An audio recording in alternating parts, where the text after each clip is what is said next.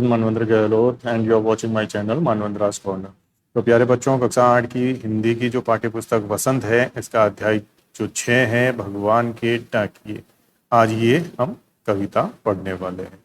तो बच्चों, डाकिए के विषय में आपने जानते ही हो, पिछला अध्याय हमने पढ़ा था चिट्ठियों पर। तो डाकिया क्या होता है? जो डाक लेके जाता है, जो डाक हम तक पहुंचाता है, वो व्यक्ति डाकिया कहलाता है। तो डाकिया जो होता है वो खाकी वर्दी पहनता है। ये आपने देखा, जिस प्रकार पुलिस वाला खाकी वर्दी पहनता है, उसी प्रकार डॉक्टर की एक अलग ही ड्रेस कोड है, सैनिकों का एक अलग ड्रेस कोड है। तो जो लोग अलग अलग व्यवसाय में लगे हैं, उनका अलग अलग ड्रेस कोड जो है वो दिखाई भी देता है। तो उसी प्रकार डाकिये की जो पोशाक है वो कैसी होती है? वो खाकी वर्दी पहने हुए होता है। उसके पास एक थैला होता है, उस थैले में बहुत सारी डाक रखी होती है जो ये घर घर तक पहुंचाता है। तो अब भगवान के डाकिए कविता के द्वारा कवि क्या कहना चाहते हैं, ये भगवान के डाकिए कौन है, ये इस कविता को पढ़ने के बाद हमें पता चलेगा। तो इस कविता को प्रारंभ करने से पहले बच्चों, मैं आपको कवि के बारे में बता दूं। इस कविता के जो रचनाकार हैं वो है रामधारी सिंह दिनकर। इनका जो जन्म है बच्चों, वो 13 सितंबर 1908 को हुआ, यानी आज़ादी के पूर्व के ये कवि है ना। भारत जब 1947 में आज़ाद हुआ तो उससे पहले इनकी रचनाएं जो हैं वो आती रही है। तो इनकी रचनाओं में जो राष्ट्र प्रेम झलकता है ना, ये एक बड़े स्तर पर जो है राष्ट्रभक्ति की भावना लोगों में जागृत कर रहा था। तो राष्ट्रीय आंदोलन के दौरान इनकी जो भी रचनाएं रही, इनमें राष्ट्र प्रेम की अभिव्यक्ति इनकी रचनाओं में देखने को मिलती है। इनकी मृत्यु 24 अप्रैल 1974 को हुई। इनका मुख्यतः जो कर्म क्षेत्र जा रहा वो बिहार रहा। तो भारत का जो बिहार प्रदेश है वो इनकी कर्म स्थली रहा है। तो आइए बच्चों, पढ़ते हैं भगवान के डाकिए ये कविता क्या है, किस तरीके से भगवान के डाकिए के माध्यम से, इस कविता के माध्यम से कवि ने हमें संदेश देने की कोशिश की है। तो बच्चों, अगर आपने इस चैनल को अभी तक सब्सक्राइब नहीं किया है तो सबसे पहले चैनल को सब्सक्राइब कर लें, बेल आइकन को प्रेस करें, जिससे आगे आने वाले इसी प्रकार के मेरे वीडियो आप तक सबसे पहले पहुंचे और आपको नोटिफिकेशन प्राप्त हो। तो इस चैप्टर को यानी इस कविता को पढ़ने से पहले मैं आपको इस कविता का जो मुख्य सार है, यानी पाठ का जो परिचय है, वो मैं बता दूं। क्या है भगवान के डाकिए? इस कविता में कवि क्या कहने की कोशिश कर रहा है, हमें क्या संदेश देने का जो है कवि ने प्रयास किया है। तो बच्चों, भगवान के डाकिए कविता जो रामधारी सिंह जी दिनकर की है, इनके द्वारा ये कविता रचित है। इस कविता में प्राकृतिक उपादानों यानी कि बादलों, पक्षियों, इनके माध्यम से प्रेम, समानता, विश्व बंधुत्व, एकता और भाईचारे का संदेश कवि ने देने का प्रयास किया है। इस कविता के द्वारा कवि कहते हैं कि भगवान बादलों के द्वारा पेड़ पौधों, पहाड़ों के लिए जो है संदेश भेजते हैं। तो ईश्वर किनके लिए संदेश भेजते हैं? ईश्वर पेड़ पौधों, पहाड़ों के लिए संदेश भेजते हैं। किसके द्वारा भेजते हैं? बादलों के द्वारा ये संदेश भेजते हैं। अब बादलों द्वारा जो जल बरसाया जाता है, ये जल उनके लिए सुखद संदेश लाता है। कवि पूरे विश्व को एक मान रहे हैं, यानी कि विश्व बंधुत्व की भावना को इस कविता में बताने की कोशिश कवि ने की है कि पूरा विश्व एक है, क्योंकि प्रकृति ने विभिन्न देशों के मध्य बिल्कुल फर्क यानी भेद नहीं किया है। किसी भी प्रकार का भेदभाव प्रकृति नहीं करती है। कवि कहते हैं कि एक देश से दूसरे देश को जाती हुई सुगंध को यानी खुशबू को कोई बांध नहीं सकता। अब खुशबू को कोई बांध सकता है क्या? सुगंध को कोई रोक सकता है क्या? कोई नहीं रोक सकता। तो एक क्षेत्र से दूसरे क्षेत्र, एक देश से दूसरे देश को जाती सुगंध को कोई बांध नहीं सकता। उसी प्रकार इस कविता की अंतर्गत कवि ने विश्व बंधुत्व और समभाव को जो है वो प्रकट करते हुए हमें ये संदेश देने की कोशिश की है कि पूरा पृथ्वी एक परिवार है, पूरा विश्व एक परिवार है और हम सभी उनका एक भाग हैं। जिस प्रकार प्रकृति बिना भेदभाव के सभी को समान रूप से जो है अपना अवसर प्रदान करती है, उसी प्रकार हमें भी समभाव, समरसता रखनी चाहिए। तो इस कविता की जो भाषा है वो तत्सम और तद्भव शब्दों से युक्त हैं। बड़े ही सरल तरीके से कवि ने इस कविता के माध्यम से ये संदेश देने की कोशिश की है। तो आइए इस कविता को पढ़ते हैं, लाइन बाय लाइन पढ़ते हैं और इसका एक्सप्लेनेशन मैं आपको करवाता जाऊंगा। पक्षी और बादल ये भगवान के डाकिये हैं जो एक महादेश से दूसरे महादेश को जाते हैं। हम तो समझ नहीं पाते मगर उनकी लाई चिट्ठियां पेड़ पौधे पानी और पहाड़ बाँचते हैं। तो बच्चे सबसे पहले तो डाकिये ये क्या है? डाकिये का मतलब है संदेश देने वाला, यानी जो संदेश देता है, संदेश देने वाला, ये डाकिया कहलाता है।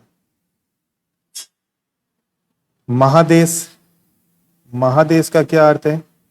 तो बच्चों महादेश का अर्थ है विशाल देश, महाधन देश यानी विशाल देश। इसके बाद इसमें चिट्ठियां, ये हम जानते ही हैं क्या होती है, चिट्ठियां यानी पत्र, इसके रूप में आया है लेटर। बाँचते इसका मतलब है पढ़ना, बाँचते का मतलब क्या हुआ? पढ़ना। तो इस पैराग्राफ के द्वारा कवि क्या कहते हैं? पक्षी और बादल, यानी पक्षी बादल हवा, इन्हें कोई बांध कर नहीं रख सकता। इन्हें कोई रोक सकता है क्या?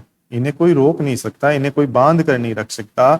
यह एक महादेश से दूसरे महादेश को जाते हैं और क्या लेकर जाते हैं? एक संदेश लेकर जाते हैं। यानी कि हम तो इनकी भाषा समझ नहीं सकते क्योंकि एक देश से दूसरे देश में बहती हुई हवा सिर्फ महसूस की जा सकती है। हम उनके द्वारा लाए गए संदेशों को समझ नहीं सकते।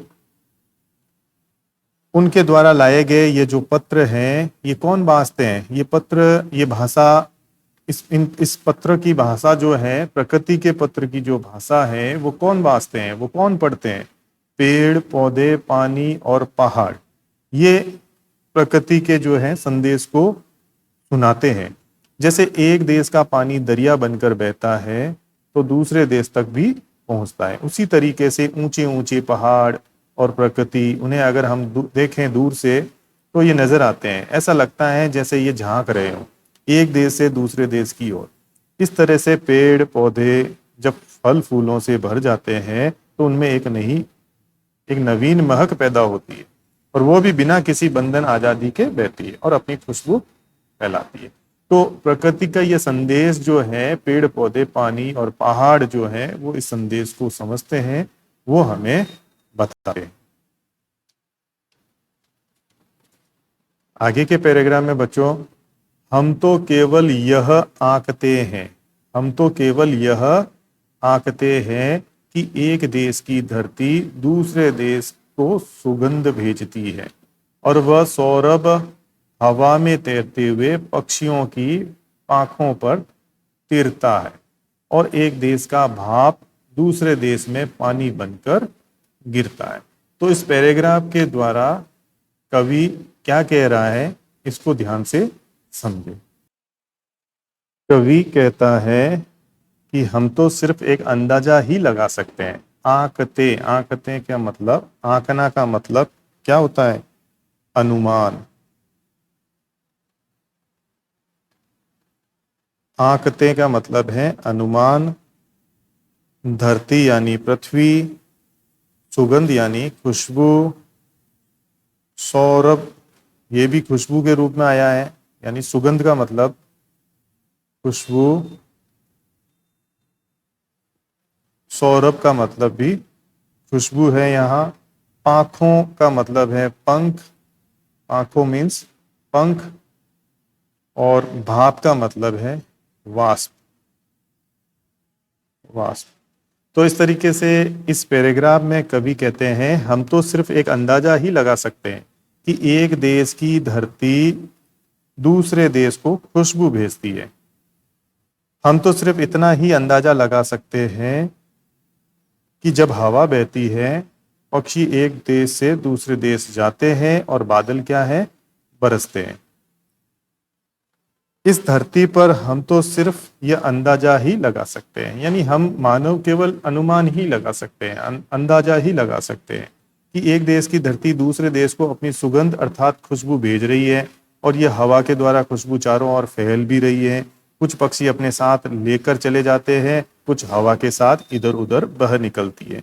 तो कवि ने कितने ही सुंदर जो है इस इस पैरा में कल्पना की है, और ये सच्चाई भी है कि जो हमारे प्रकृति में विद्यमान है, जो कि ईश्वर की ओर से हमें बहुत बड़ी देन है, यानी बादल, हवा, पेड़, पक्षी, ये सब एक जगह से दूसरी जगह अपने संदेश को लेकर जाते हैं और वही इस संदेश को समझ पाते हैं। हम इनके संदेश को नहीं समझ पाते, हम इस चीज का अंदाजा नहीं लगा सकते। हम तो सिर्फ क्या करते हैं, हम सिर्फ इन्हें महसूस कर सकते हैं, हम केवल इन्हें एहसास कर सकते हैं। हम तो ये जानते हैं कि विज्ञान के विषय में भी हम आज के समय पढ़ते हैं, जब हमारा तापमान अधिक हो जाता है तो पानी क्या होता है, पानी भाप बनकर उड़ जाता है और आसमान में जाता है। वहां पर तापमान कम होने के कारण बादलों में समा जाता है और जलवाष्प कण बन जाते हैं इस तरीके से। और जब बादल एक जगह से दूसरी जगह जाते हैं तो वो क्या करते हैं, वर्षा बनकर, यानी जो ये जल वाष्प है ये वर्षा बनकर बरसती है। तो इस तरीके से एक सुंदर वातावरण में ये बादल अपनी खुशबू छोड़ते हैं। यह एक देश का पानी वाष्प के रूप में दूसरे देश में वर्षा बनकर जो बिखरता है, बरसता है, यह बहुत ही अनोखा दृश्य कवि ने बताने की चेष्टा इस कविता के माध्यम से की है। तो इसे ही कवि ने कहा है कि एक जगह की खुशबू है, जो पानी है दूसरे देश में जाकर बरसता है और हमारा संदेश वहां पर पहुंच जाता है। तो बच्चों, ये थी कविता हमारी, जो रामधारी सिंह दिनकर जी की ये पोयम है, बड़ी प्यारी पोयम है। इसके द्वारा कवि ने क्या कहने की कोशिश की है कि पक्षी हैं, बादल हैं, ये भगवान के डाकिए हैं। तो भगवान के डाकिए कौन हुए, पक्षी हैं, बादल हैं, ये हवा है, ये भगवान के डाकिए हैं, जो एक विशाल देश का संदेश लेकर दूसरे विशाल देश को जाते हैं। और इनके लाए हुए ये पत्र हम नहीं समझ पाते, लेकिन इनको समझते कौन है, पेड़ पौधे, जल, पहाड़, ये संदेश को क्या करते हैं, समझ लेते हैं। यहाँ कवि ने बादलों को हवा में और पक्षियों को पंखों पर तैरते हुए दिखाया है। वे कहते हैं कि एक देश की सुगंधित हवा दूसरे देश पक्षियों के पंखों द्वारा पहुंचती है। इस प्रकार बादलों के द्वारा एक देश का भाप दूसरे देश में वर्षा बनकर गिरता है। तो ये जो है पोयम जो है वो हमने कर ली। उम्मीद करता हूँ आपको ये पोयम समझ में आई होगी। इस पोयम के जो क्वेश्चन आंसर है वो आपको वीडियो के डिस्क्रिप्शन में मिल जाएंगे। तो आज के लिए इतना ही, मिलते हैं अगले वीडियो में एक नए चैप्टर के साथ। तब तक आपका दिन शुभ हो। जय हिंद।